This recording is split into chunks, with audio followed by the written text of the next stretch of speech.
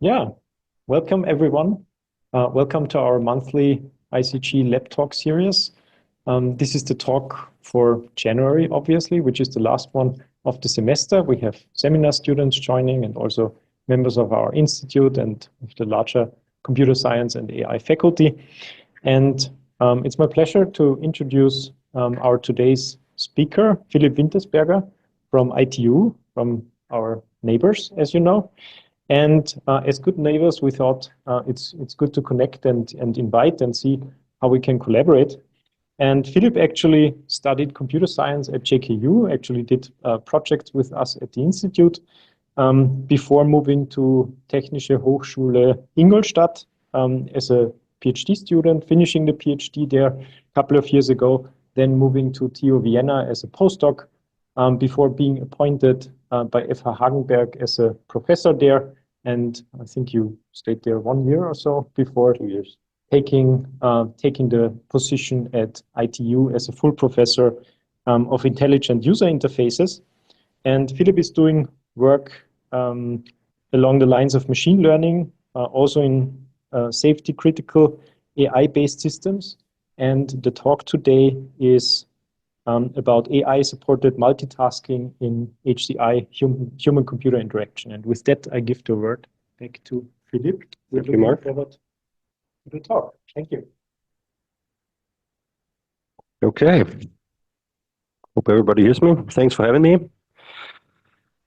So today I look forward to present you one line of research where I think it's very nice to do, and where we also see a lot of potential also in the next years.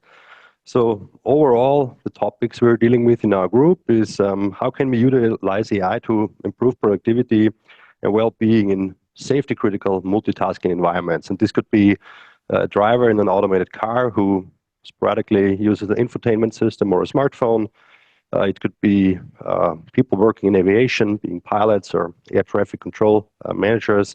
But it could also be in an industrial environments or classical workplace setting. So in essence, I would say we all somehow are suffering from these problems that technology has brought onto us. So who of you has a driver's license? Still many people. So then let's get right into it. Who has used a smartphone in the car? Yeah, some say they don't do it, but whenever I look out of the window, everybody else is doing it. So it seems we are quite prone to use this kind of attention-grabbing technologies and devices. Or as Adam Alter says, there is only one industry who calls their consumer users, and that's the computer industry compared to classical, selling drugs, for example. So devices are somehow addictive, or you may also know less critical stories. You would, let's say, be with your family at a cozy dinner and somebody say, come on, we're having a family time now. Could you please put your smartphone away? Or you work on a paper the entire day and friends are writing you on WhatsApp or Signal or other messengers. And typically, although we all know it would be better just continue our focused work, we still grab our phones, we reply to them. And all these task switches over time, they accumulate and lead to a significant performance increase over time. So multitasking, task switching comes with high socioeconomic costs. This can be really financial costs for your employers, but it could also be leading to severe safety risks like accidents while driving. So just a couple of stats. So for example, each smartphone would receive more than 60 push notifications a day. That's already, I think, a statistic of 2019, so maybe even more today. When we know that these permanent switches decrease our performance, lead to higher stress and also error rates. And because we all know this, there are products out there that try to counter this situation. This is free, right? It's a text processor, a computer, like a typewriter, who has only, the selling argument is just one feature. You cannot install other apps. So with that, they want to ensure a situation where you would not get distracted. But obviously, they can't care about your smartwatch, your smart phone, or whatever other technologies that you might have here. So why exactly are we suffering this kind of performance decreases? I mean, you can look a bit of the theory based on the example that we discussed before. You're doing some office work, and at some point you will face an interruption, and you start taking a smartphone in hand and write back to your colleague, and there's something happening what you call an interruption lag. So this represents the time and effort needed for you to store a mental representation of the task that is interrupted in your mind and clean up your brain for the next process, replying to your friend. And later on, the same happens again. You go back to your office work, and this is then what we call the resumption lag. It will represent the time and effort needed to restore this mental representation of the before interrupted task. And this interruption and resumption lags, these are the things that cost time, and they accumulate over the whole day.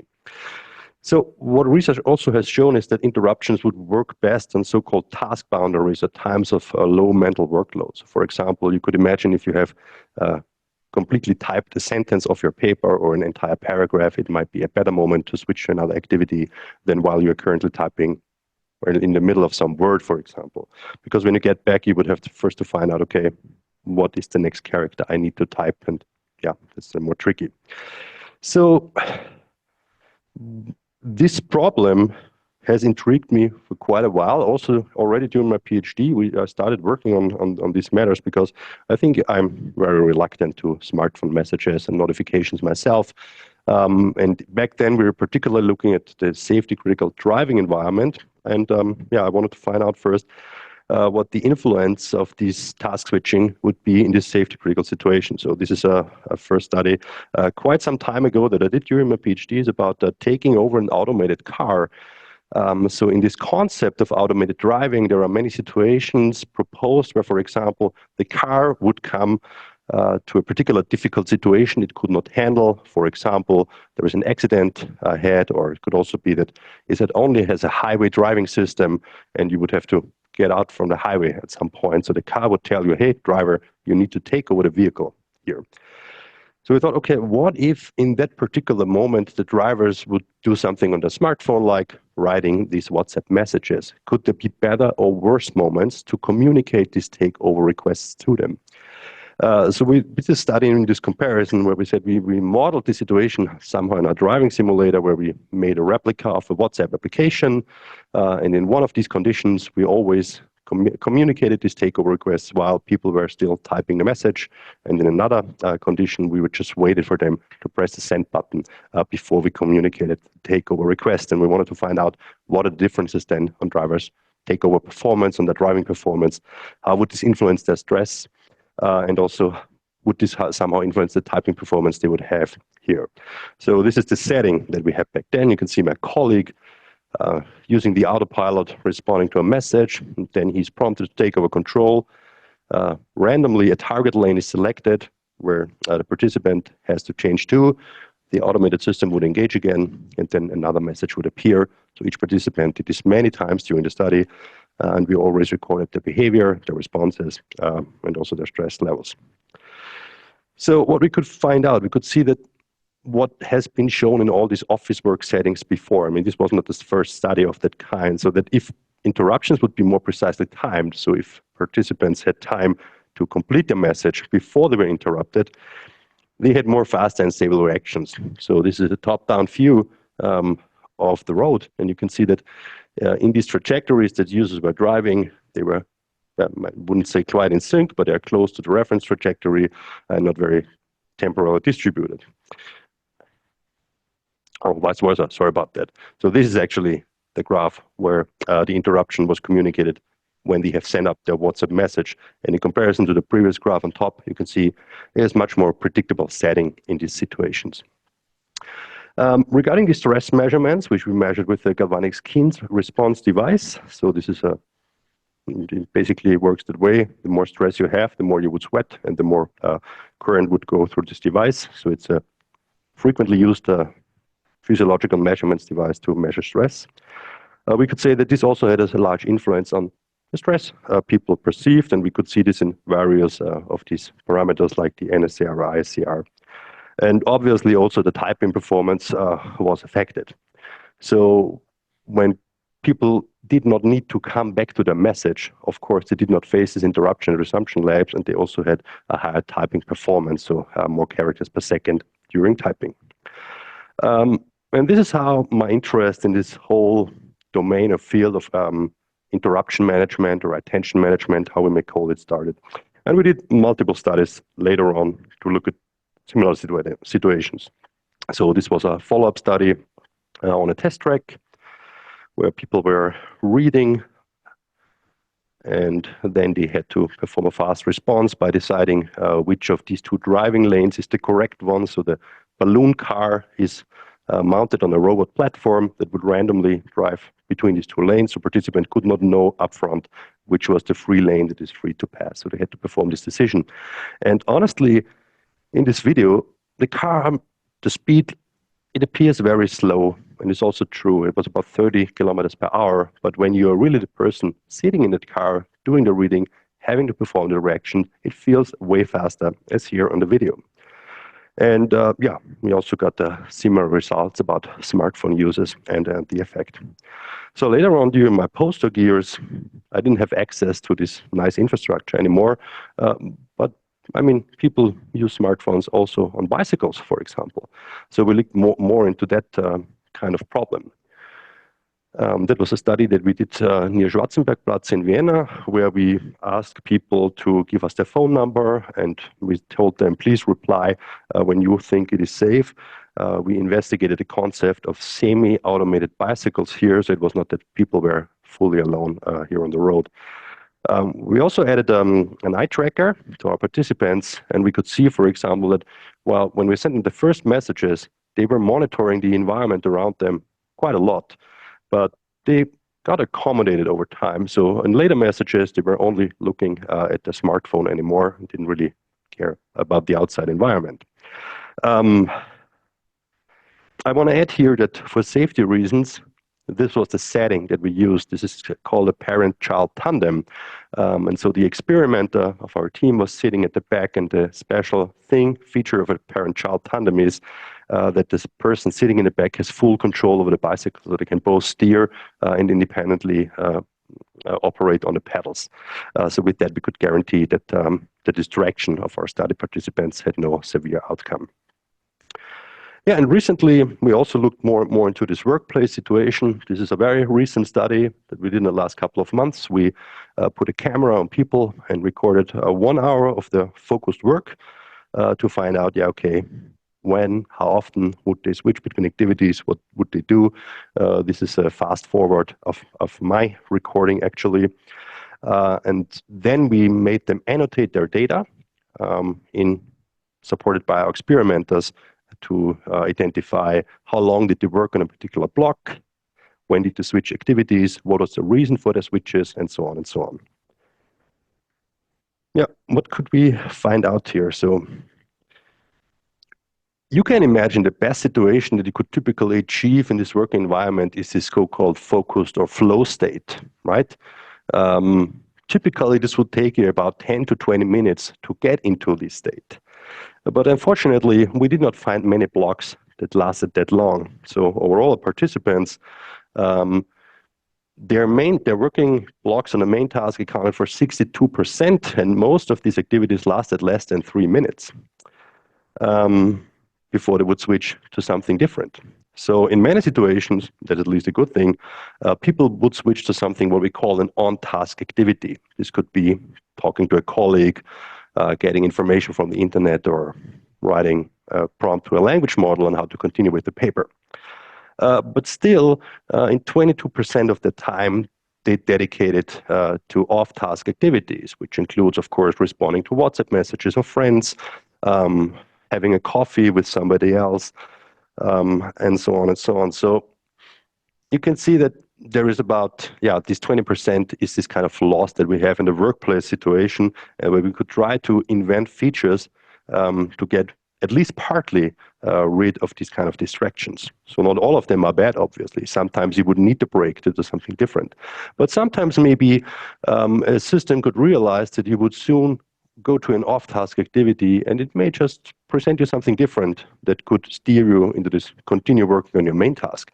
For example, providing you additional information related to your paper or something like that.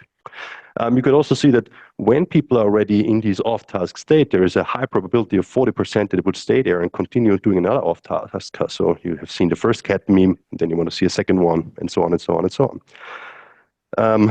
Okay, some always say in the situation, yeah, I'm not really suffering from that because I'm using a silent mode on my phone.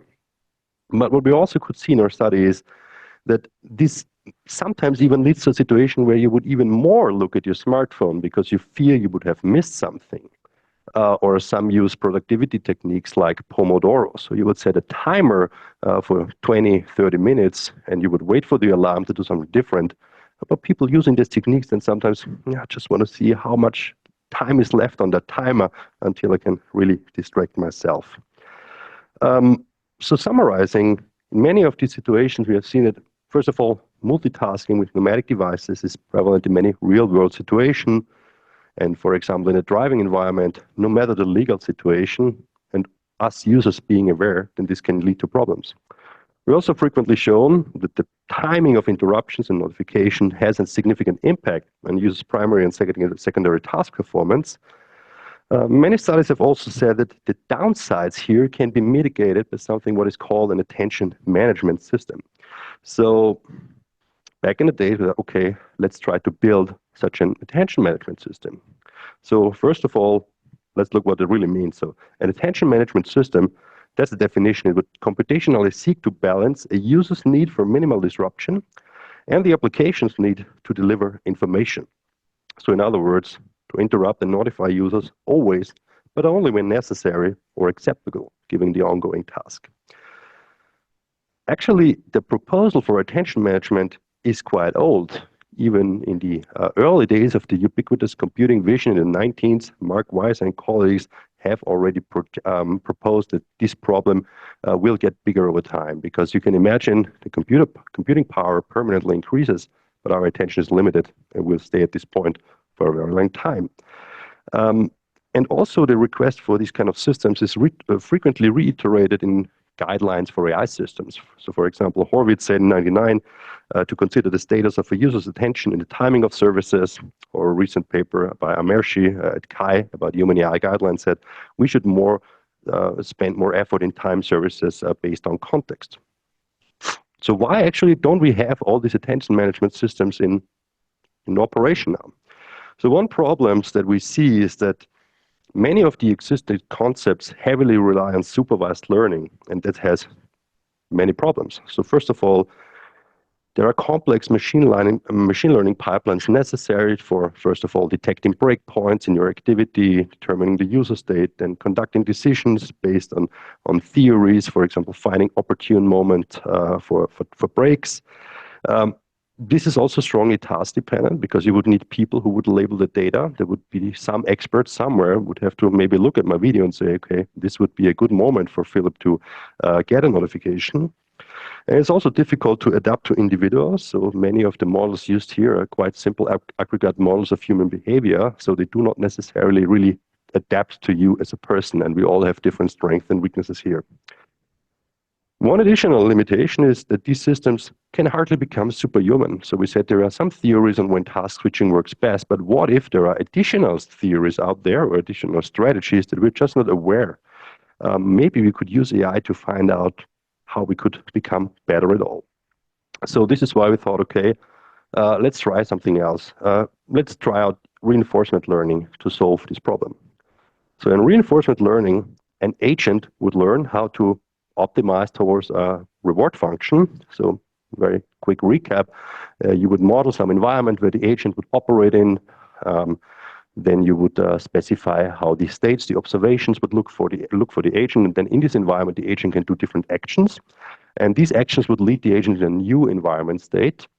And based if this new state is better or worse, they would sporadically receive rewards for their actions. And for our attention management systems, this would, for example, mean that what we want to achieve is to deliver interruptions at the best moment in time by looking at the user interacting with the system. So we would find out by trial and error over time what would be a good and a bad moment for that user and that situation. So the action for the agent could be to either communicate an interruption or wait, hoping that a better moment would be in some near future. And based on that, we could then reward the agent for different goals. So for example, if the performance of the user increases, then this is a very positive thing. Potentially, we don't want to create just tech slaves. So we could also generate other rewards. Like we could measure the stress and say, okay, the agent's task would be to minimize the stress levels.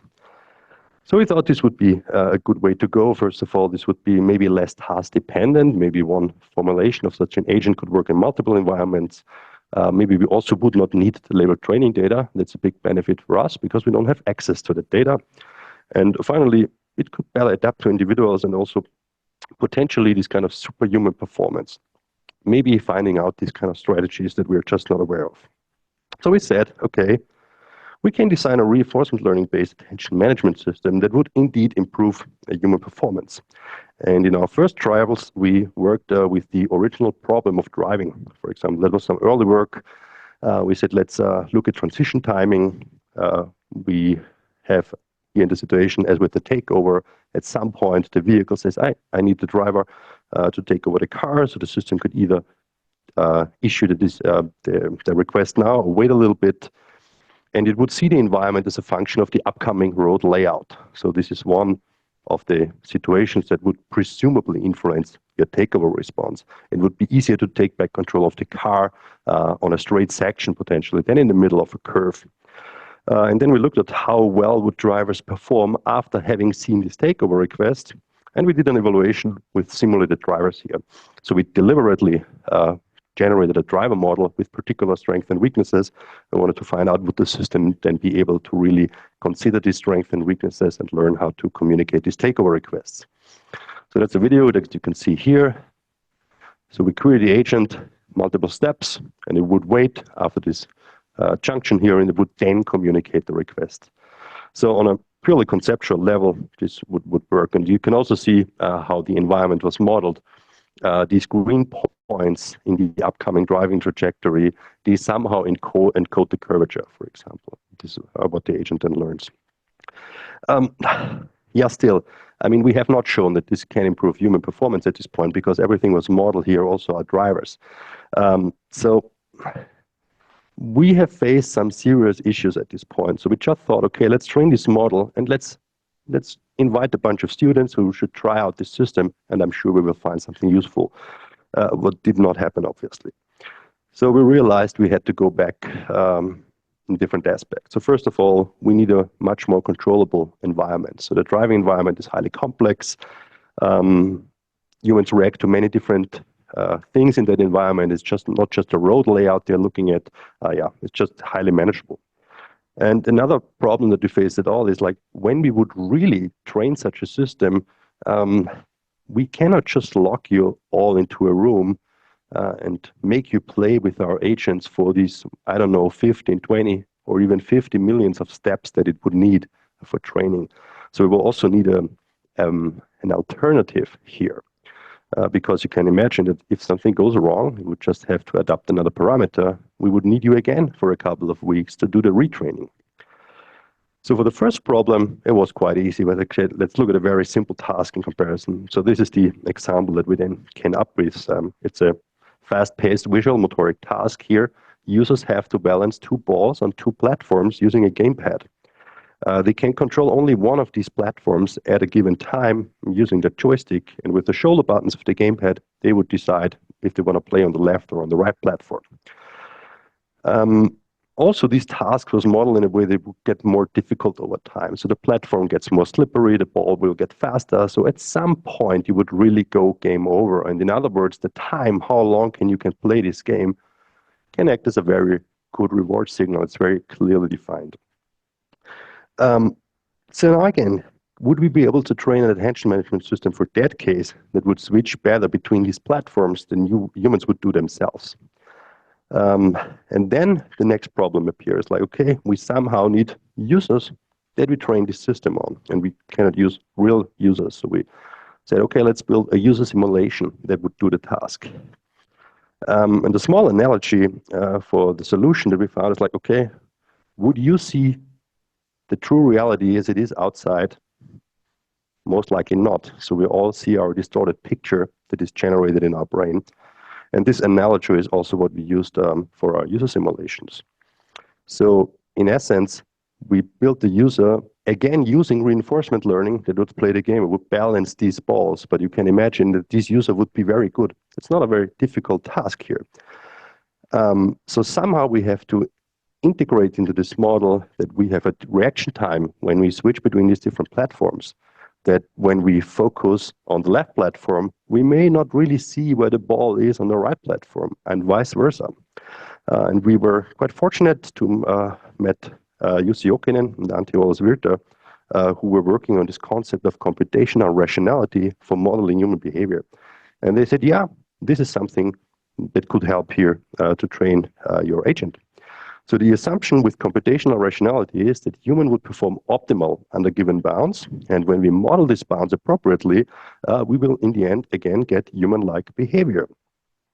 So this means our balancing agent, they would not operate on the true environment, but an internal environment that is limited by this constraint perception action space. Therefore, we used a probability distribution, a belief state, and modeled the situation as a POMDP that in a very simple formulation looks that one. So there's a 2D representation of the situation. You would see a probability distribution in, let's say 10 bins here. And that would model where the agent believes that the ball currently is. So here we have a situation when our simulated human is distracted. There are multiple possible locations of the ball, and the situation with the highest probability here in the red bar is not really where the ball actually is. It just has forgotten because it didn't look at the task here. But when we then make our simulation look at this platform again, we can modify this probability distribution in a way that suddenly, okay, we have one very high spike, so it's quite clear where the ball is, and this also strongly corresponds to the real location. So you can imagine somehow we can use parameters to control how fast these distributions are updated in the one or other direction and how strong they are flattened out when the user is not looking at the task. And with these parameters, we can somehow define how good our simulated human would operate in that environment. So we trained 1,000 different models for playing the game with different configurations of these parameters. And then we used Alex, our PhD student, to play this game for 400,000 steps. And we identified what would be the model with the closest distance to his own playing behavior. And this model is then the one that we used for training our system. Here is another visualization of our models. So you can, for example, here on this green platform, the balls are quite in sync. So we have this patterned ball that is the true ball position. It is always a little bit ahead. And on a green platform, they are quite in sync, while at the blue platform, as soon as the player is not looking at it, the deviation gets larger over time. So I have remembered where the ball was when I stopped looking here, but over time I may forget more, and when I switch back to this platform, it gets updated. Also in this real simulation that we used, it was not just the position of the ball that was part of the belief state, it was, for example, also the velocity and other things. And based on this model, we then trained the attention management system that had to aim to steer the user between the two platforms. And we investigated that with 43 participants in a user study. We had 4 different conditions here. So in one, we used the attention management system that was trained in our cognitively rational user model. We had another situation where we used an unconstrained model, so classical, unlimited reinforcement learning that has no reaction time and could instantly perform the tasks on just one of these platforms still, of course. We also had a notification condition. So here, switches would not happen automatically. They were just indicated to the user via flash and the beep, and they would still use the shoulder buttons to follow these recommendations. And we had the no supervisor baseline condition, so to say. So this is a video of the system as it was tested in action then.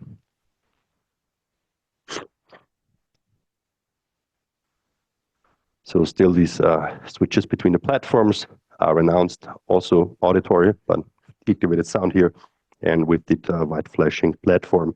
And they also were announced 0.3 seconds before the actual switch would happen so that the user could slightly prepare for that.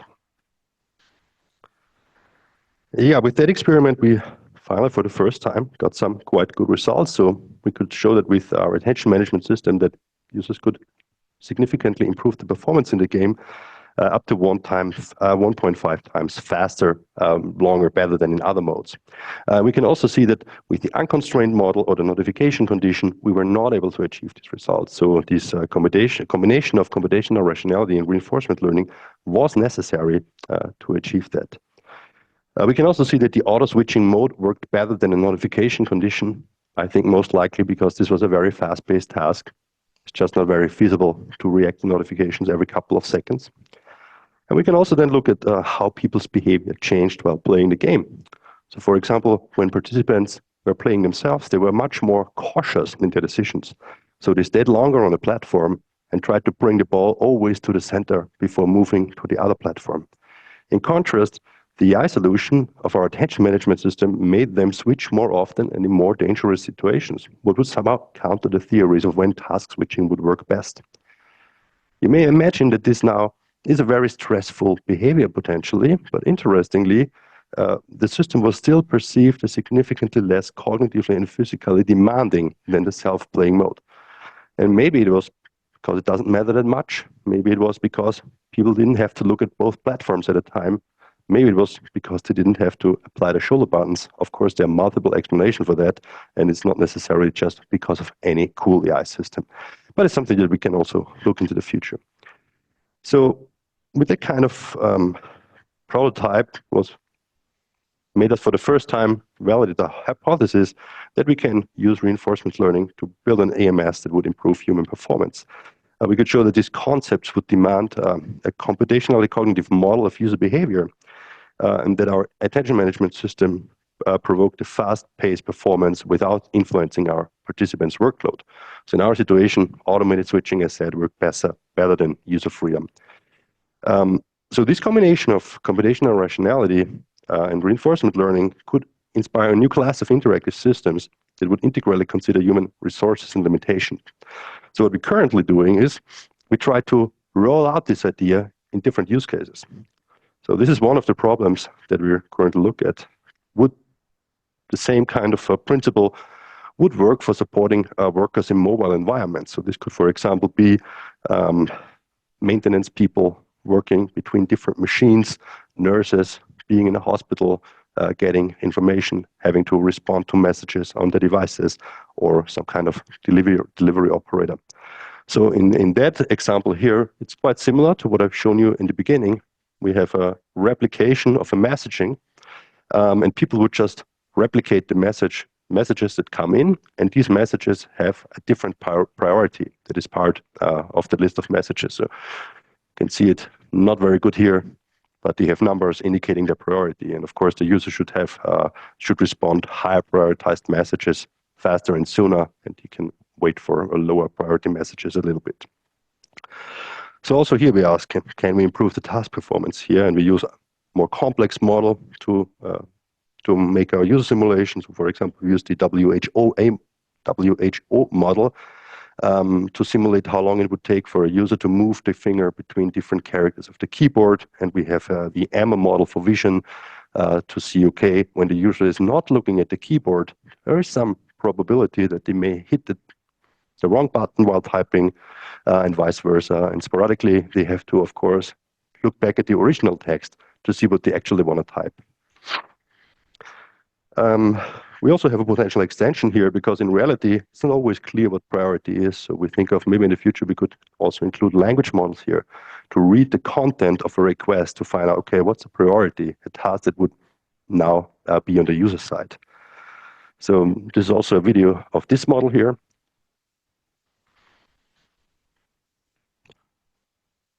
So you can see a vision model indicated by an eye where it looks at, and the probability distributions of the keyboard, for example, are then updated. And then these messages come in. And yeah, one problem in this line of research is that you always have to do a user study to really see if the thing that you built was beneficial. And we already did 2 user studies with that system and did not work out as expected. So we're currently trying to improve our models, maybe finding better reward functions, maybe also slightly altering the situations to say, okay, when is the point where we can see a real benefit? And at the same time, we also get back to our original situation. So the typing while driving that I've shown you at the beginning, that somehow merges the different models that we have. So again, we use this vision and typing model to make the situation somehow realistic, where the user would have to input navigation information or contacts. And we made a self-developed driver model based on our ball balancing approach. And here we also say, okay, can we somehow improve speed and position maintenance of a driver while typing things on their infotainment system or smartphone while actively driving a car? So also here a short video of how this looks currently. It's quite similar to the typing task, but here we have a second task that is basically this a lane maintenance task on a highway that I showed you at the beginning. And what's also quite cool is that we implemented all that in Unity, and we have made our stuff publicly available on GitHub. So there is a, I would say, quite sophisticated suite for researching attention management systems, where there's a lot of APIs are already there to integrate your own models, to make use of integrate reward functions and so on, and also easily add tasks. So you could then, let's say, make another task, chess playing, let's say, and then you could do like typing, chess playing while driving, or putting all together in different combinations. Yeah, one last thing that we're looking at is this kind of, when you think of attention management, the things that I showed you before are very high level. So you either would select different tasks, but you could also see attention management a bit more low level. So we have seen many operator settings that would require an operator monitor the environment by switching their gaze between different instruments, the environment, and so on. And we also have looked into very old works on this topic. So one of that is Sanders clock task, where there are different clocks simulated with different speeds, and users would have to indicate when some important information at this clock changes. And Sanders back then could show that the bandwidth, or this roughly said, okay, how urgently one of these clocks would need your attention is strongly related then to how people monitor these clocks, so how often, how frequent they would monitor these clocks, or how long they would stay on these clocks. We said, okay, first we try to replicate this gaze behavior using our concept of computational rationality and reinforcement learning. So can we really fully replicate this participant data that the Sanders experiment gave us in how gazes are distributed and how the focus points move? And at the same time, then later on, is there a possibility that we can also steer their attention, where we could support these operators in this situation with different visual cues? For example, a gaze bubble that would move around the display, and users would just have to follow it to perform well, or having ambient cues like here in the second row that would just say, indicate to the user, hey, you have to look there to make something happen. Yeah, that's a very conceptual now at this point. So this is a very abstract task, the Sanders clock task, and there is still a long way to go to this real life environments. But to really show that the things that we build are somehow realistic, we do these kind of simulations in our traffic lab here, for example, where we use VR simulations.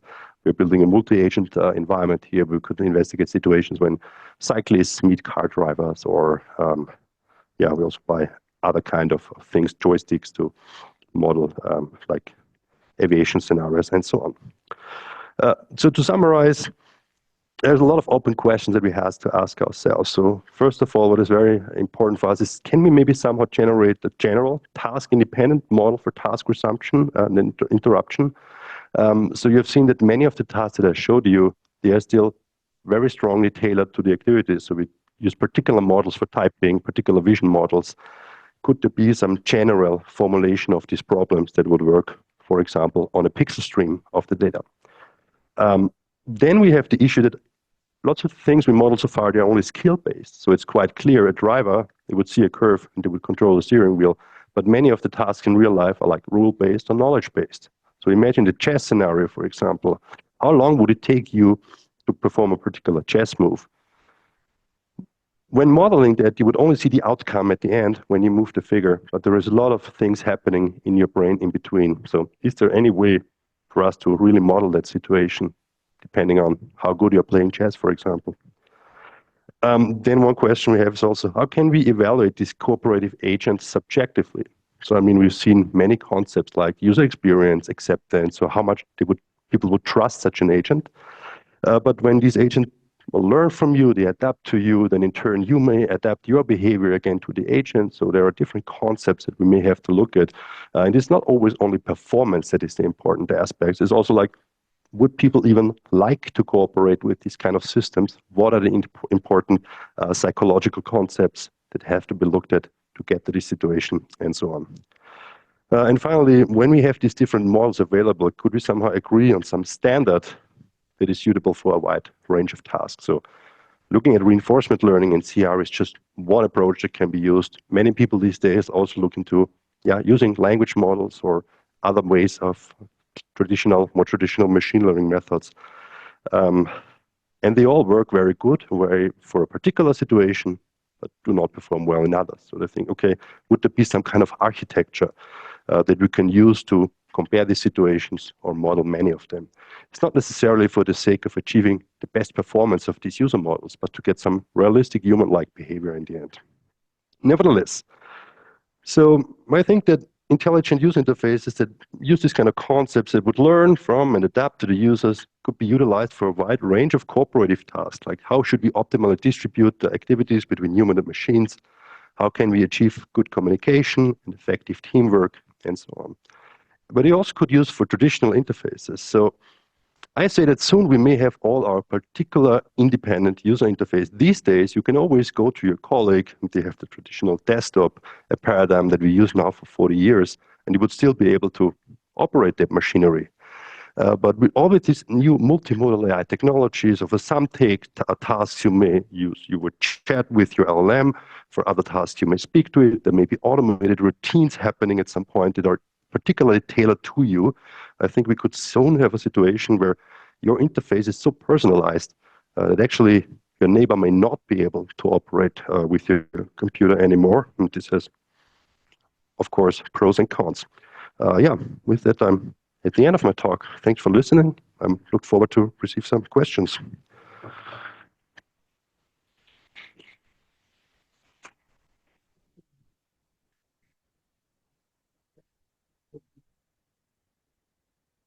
That's good, then I can finally sneeze without. Now we should have both streams. I don't know how to just take the online room from Jenny. Can you hear me? Can you use the chat? 1, 2, 3. Okay. Yes, they can hear me. All right. Thank you. We have time for questions as usual. Andreas, go ahead. Please. Thanks for the nice presentation. I have a couple of questions, but I guess I want to start with the one about the platform. Mm-hmm. So you made a very conscious decision to allow users to only control one platform at a time, right? To enforce this consecutive. This sequential multitasking paradigm, yeah, exactly. Let's say they could control both at the same time and they didn't have to switch. Would this make the whole game easier or more difficult? I guess they would still have to implicitly give attention to one or the other platform. But yeah, I mean, I could not say now that it would be more easy or more difficult. I would imagine it would become a bit more difficult, actually. But I mean, in essence, their multitasking is often used as one word, but it has many different facets, right? I mean, I could say multitasking is also when I do two things completely simultaneously. So there is something out there in theory, it's called the multitasking continuum. So in previous psychology research, multitasking was often seen as something different than task switching. So multitasking being calling while driving, while sequential multitasking alternating between activities. So the multitasking continuum puts it all on one scale and say it is only distinguished by time spent on a particular activities before switching back. So it's like seeing the human resource more as like of a single processor that would quickly alternate between activities. But on these kind of dimensions, you could then try to integrate particular situations. And they are all different. So the situation that you described would less be operational in the terms that I would have to switch sequentially between actions. I could control them at the same time, and now it's suddenly only my vision would start to sequentially get information between platforms. Then we have many other situations. Here the task is the same in both platforms, but what is like typing and driving is completely different. So that one is a continuous task driving, the other one is more discrete in a way. So if I leave the WhatsApp, it doesn't develop further until I intend it back. So let's say it doesn't continue over time. There are other situations where, okay, I may not be able to see these both platforms at all. I could have one machine over here and another one somewhere else, and I would suddenly have to really make physical work to switch between the different activities. I think they all have different applications then. We just looked at a couple of them so far. Questions? Yeah. Also, thanks for the nice talk. I had a question if this could maybe be used to, I don't know, like develop like smart notifications in a way. So notifications should only arrive when they are not like interrupting a crucial like task. Because okay, there's a typical, okay, don't look at your phone when you drive. But if I literally just listen to ding from WhatsApp, that's like enough to like break my concentration. So what do you mean? Is like delay notifications? yeah, something like delaying notifications, so they only arrive when they are not when they don't when the interruption, that I think it was called, does not cause like a safety concerning. I mean, of course, the idea is that people just literally do not disturb on the phones, but we. Yeah. So I think that's a very good point. So a lot of the studies that we do so far, I would say it's questionable if they would work in these real life settings, because here message content plays an important role. Like how good I am with typing is not only dependent on me, the keyboard, and when a notification would come or when I switch between these activities. It's also highly relevant what is part of the message, who sent this message to me.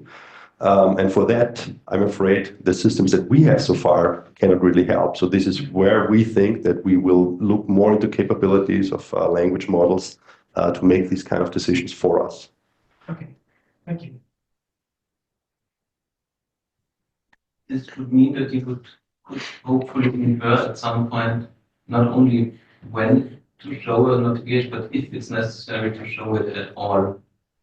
To show it at all, or at least to how long can we wait to communicate that? Because I mean, how should I say? For the prototypes that I showed you, that was always clear. We just want to find the perfect spot. But for the overall picture, the concept would be, okay, some new information is coming in, and then I have to dedicate or have to find out, okay, what is my time frame that I can use to make this decision? And that differs on the notification, of course, or on the message content. So some messages could be maybe need to be delivered within 10, 20 seconds. Others could maybe wait for a couple of hours. And this is where we think more research on our side is needed, and better more the context of the users, their contacts, the persons they're talking to, and so on.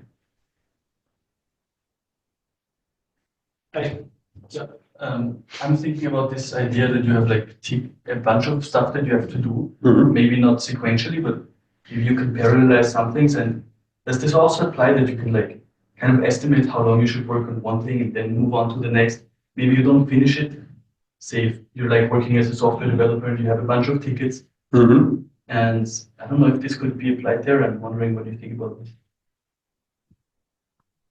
I mean, I wouldn't say no, but this is not something that really had in mind now. So I think it's always very tricky to, I mean, that's also seen in the examples that we had. They are very fast-paced tasks with very short task blocks. There is not a lot to achieve. The more complex all that gets, the more tricky it's get for any system to really schedule something well for you, because the system would not know when you would have to go to the restroom in between, how hungry you are, and so on, not considering the complexities of the tasks themselves even. But for example, one thing that we did in a study, that was a pilot study for our balancing task, was to say, okay, I mean, this switching is so fast. Let's compare it with a situation where we would just automatically switch every 2.5 seconds. So say, would our AI system really give any benefit at all? But could also be the same result happen with a, let's say, synchronized hop back and forth. And when you need to think about these possibilities, that even on that small scale, I think it would just very fast explode. So I mean, I think at some point, there is also the issue of your personal agency of when you would want to do particular tickets, and maybe even having that control over your activities has an influence then on the performance as well. So it's always this kind of loop problem. But I mean, why not? Give it a try. I mean, that's related to the question I had. So I can imagine, I mean, those are models then, and even if they would work better than what you, like the problems you are facing in your study, let's assume that have access to more data on your biocycle, whatever, right? It will make mistakes and it will still try to control you. And I could imagine that people like could hate that and then turn it off. It's like the clipping effect, but on a much broader scale, right? Because the system is trying to tell you what you're supposed to do. So how would you react to that? When it's a socio-technical or a non-technical problem. Yeah, I mean, I think it's always the question of what is the risk of having or not having that system. So, for example, we always argue with the balance of using smart devices in a car, when the alternative would be you're not allowed to use a smartphone in general, but having these kind of systems that would perform decisions for you would at least give you the possibility to engage in conversations at some parts of your trip. I would say it's okay. Overall, there are many of these problems, as you said. So, for example, also here, we just made people play the game for, let's say, 15 minutes. When they would play for 15 minutes for 2 or 3 weeks, they would alter their playing behavior, and then maybe we would have to retrain our system, or we would need concepts like lifelong learning, that the system would, while operating, also continuously adapt to the user and their changes. And yeah, the question of for which kind of situations people would like the system in general, we have to find more answers. But we also did studies here where we exposed participants to different hypothetical situations, and we asked them, for example, you are now driving in your car, or you're sitting at home with your friends watching a movie, and then a message from either a private contact or a professional contact with a critical content or a non-critical content would appear. How long would you allow this message to be hold back, so to say, when going to come? And we use sliders in the questionnaire to find out. And we could see that in many situations, people would be very welcome, because in the end, I mean, if you would get a notification now or 20 seconds later, I would say that's not really strongly interfering with your control of your life. But in working environments, it would certainly be important to look at There could be different levels of dominance of such. Absolutely. Yeah. No, there's another question from Lisa, and maybe you can just try to unmute yourself. Let's see how bulletproof the setup here is. If it doesn't work, I can try. Yes, sure. Thank you. So the first question is whether we know anything about the distribution of the impact. Whoa, I can hear myself. Is that working? Can you hear me? I have no audio on, but I think I will just read the question. Yeah, okay. Lisa, sorry, that didn't work. We will just read or pick the first question. Yeah, I think this is a very important one. There's another. Yeah, okay, it's just the thanks. So we just go with the first one? Yeah, that's fine. Do you know anything about the distribution of distraction impact? How much it varies from individual to individual? Yeah, it varies quite strongly. So, for example, in the study that I showed you, where we looked at people's in the working environment, these were just descriptive statistics. And we have also looked at different aspects, such as personality. And we know that some big 5 dimensions, for example, are strongly related with the amount of distractions that people are reluctant at. Also, as said, this kind of use of time tracking tools influence the task switching behavior. So that is, of course, one important thing. I also don't see it in a way that necessarily always a system has to control you and your attention. Sometimes it may only be suggestions. So, for example, the data that we see is like, okay, many users, after working on their main task for about 3 to 5, 6, 7 minutes, would suddenly be prone to do something different. what if instead of letting them open their smartphone and engage in some leisure activity, just give them alternatives that maybe are related to the main task. So you're working on a paper on the moon. Do you want to know more about the moon? And go to a different website. So sometimes I feel like it's natural for us to switch activities, but if you bring in a situation where these switches would somehow be more task related, maybe that can already satisfy your hunger for the distraction, so to say, without really negatively interfering with your work. Yeah, so thanks again for a great talk. Thank you. We will have time to follow up on that as you're far away. Thanks again for joining our January talk. And if you're part of the seminar, please do sign the list. We've taken note of your online appearance. And with that, we are going into the semester break. So there is no talk in February, and we will have the next invited talk then in March. Thanks, Philipp. We have a little present for you, a very juicy Linzer torte. Thank you very much. Maybe a bit appreciated. Even with a shaking logo Of course. I like it. Thank you. All right. Then thank you, everyone. Thank you very much. Bye.